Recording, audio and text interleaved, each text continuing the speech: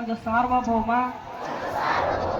ಸಮಾಜವಾದಿ ಜಾತ್ಯತೀತ ಪ್ರಜಾಸತ್ತಾತ್ಮಕ ಗಣರಾಜ್ಯವನ್ನಾಗಿ ಸ್ಥಾಪಿಸಲು ಮತ್ತು ಅದರ ಎಲ್ಲ ಪೌರರಿಗೆ ಸಾಮಾಜಿಕ ಆರ್ಥಿಕ ಮತ್ತು ರಾಜಕೀಯ ನ್ಯಾಯ ವಿಚಾರ ಅಭಿವ್ಯಕ್ತಿ ನಂಬಿಕೆ ಧರ್ಮ ಮತ್ತು ಉಪಾಸನೆಯ ಸ್ವಾತಂತ್ರ್ಯ ಸ್ಥಾನಮಾನ ಮತ್ತು ಅವಕಾಶಗಳ ಸಮಾನತೆಯನ್ನು ಎಲ್ಲರಿಗೂ ದೊರೆಯುವಂತೆ ಮಾಡುವುದಕ್ಕೆ ವ್ಯಕ್ತಿ ಗೌರವ ದೇಶದ ಏಕತೆ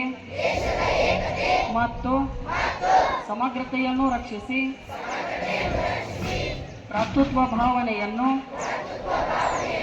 ಎಲ್ಲರಲ್ಲೂ ವೃದ್ಧಿಗೊಳಿಸುವುದಕ್ಕಾಗಿ ದೃಢ ಸಂಕಲ್ಪ ಮಾಡಿ ನಮ್ಮ ಸಂವಿಧಾನ ರಚನಾ ಸಭೆಯಲ್ಲಿ ನವೆಂಬರ್ 26ನೇ 1949ರಂದು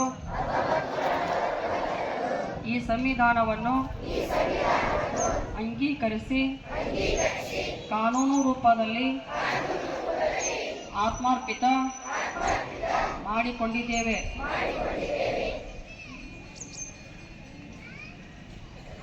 ಧನ್ಯವಾದಗಳು.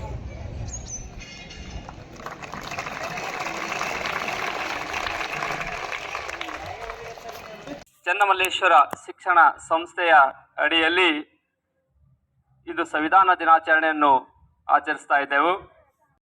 ನನ್ನ ಆರಾಧ್ಯ ದೇವರಾಗಿರುವ ಪೂಜ್ಯ ಅಪ್ಪಾಜಿಯವರನ್ನ ಮನದಲ್ಲಿ ಸ್ಮರಿಸುತ್ತಾ, ಇವತ್ತು ನವೆಂಬರ್ 26 ಪ್ರತಿ ವರ್ಷ ನಾವು ಸಂವಿಧಾನ ದಿನವನ್ನು ಆಚರಿಸ್ತೇವೆ. ಈ ವಿಷಯ ನಿಮ್ಮೆಲ್ಲರಿಗೂ ತಿಳಿದಿದೆ. ಸಂವಿಧಾನವನ್ನು ರಚಿಸಲು 2 ವರ್ಷ 11 ತಿಂಗಳು 18 ದಿನ ತೆಗೆದುಕೊಳ್ತು. ಕರಡು ಸಮಿತಿಯ ಅಧ್ಯಕ್ಷರು ಡಾಕ್ಟರ್ ಬಾಬಾ ಸಾಹೇಬ್ ಅಂಬೇಡ್ಕರ್ ಅವರು. ನಮ್ಮ ಸಂವಿಧಾನ ನಮಗೆ ಸಮಾನತೆ ಹಕ್ಕನ್ನು ನೀಡಿದೆ, ಸ್ವಾತಂತ್ರ್ಯದ ಹಕ್ಕನ್ನು ನೀಡಿದೆ. ಒಂದು ವೇಳೆ ಸಂವಿಧಾನ ರಚನೆ ಆಗಿರಲಿಲ್ಲ ಅಂದರೆ ಬಹುಶಃ ನಾನಿಲ್ಲಿಂತೂ ಮಾತನಾಡ್ತಾ ಇರಲಿಲ್ಲ. ನೀವೆಲ್ಲರೂ ಸಂವಿಧಾನ ಬರೆಯೋದಂದ್ರೆ ಸಾಮಾನ್ಯ ಅಲ್ಲ, ಭೀಮರಾವ್ ಅಂಬೇಡ್ಕರ್ಗ ಸಾಮಾನ್ಯ ಯಾರಿಲ್ಲ. ಕಷ್ಟಪಟ್ಟು ಬರದನೋ ಭೀಮ ಭಾರತೀಯ ಸಂವಿಧಾನವನ್ನ,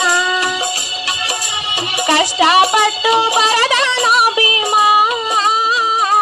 ಭಾರತೀಯ ಸಂವಿಧಾನವನ್ನ. ಸಂವಿಧಾನ ಬರೆಯೋದಂದ್ರೆ ಸಾಮಾನ್ಯ ಅಲ್ಲ, ಭೀಮರಾವ್ ಅಂಬೇಡ್ಕರ್ಗ ಸಾಮಾನ್ಯ ಯಾರಿಲ್ಲ. ವೀಕ್ಷಕರೇ, ಈ ವಿಡಿಯೋ ನಿಮಗೆ ಇಷ್ಟ ಆಗಿದ್ರೆ ಈ ಕೂಡಲೇ ಸಬ್ಸ್ಕ್ರೈಬ್, ಕಮೆಂಟ್, ಲೈಕ್ ಮಾಡಿ ಹೊಸ ವಿಡಿಯೋಗಳನ್ನು ಮಾಡಲು ಬೆಂಬಲವನ್ನು ನೀಡಿ.